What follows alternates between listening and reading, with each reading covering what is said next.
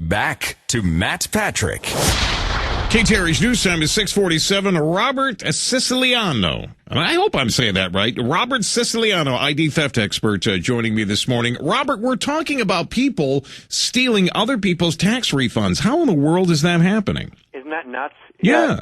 It happens in a number of different ways. First and foremost, they need your basic information, name, address, social security number, which isn't as private as you might think it is. They get that either from breaking into your mailbox, or they could get it from the dumpster of your employer, or even from your accountant's office, or they could hack it online. And once they get your basic information, they get a hold of your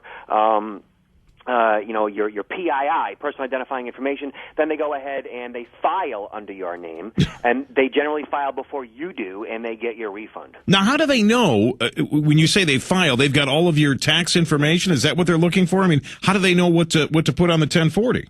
If they busted into your mailbox, or if they hacked into your employer's database, or even if they got into your accountant's PC, they probably have a solid idea on who you are and what your income is and everything else, and they go ahead and they file under your name. Often it's an inside job, and again, it's just from doing some stealth breaking into mailboxes, and before you know it, they've compiled enough data where they can go ahead and file. How do I prevent this? File electronically very quickly, or just don't throw anything in the dumpster, use a shredder, all three?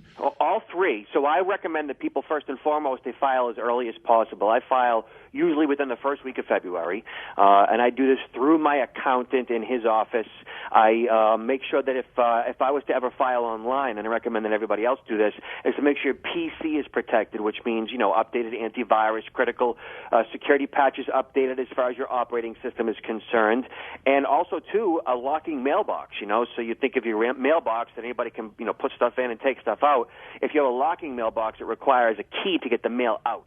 That is outstanding. All right, Robert, always good to talk with you. Thank you so much for joining us. Robert Siciliano, ID theft expert.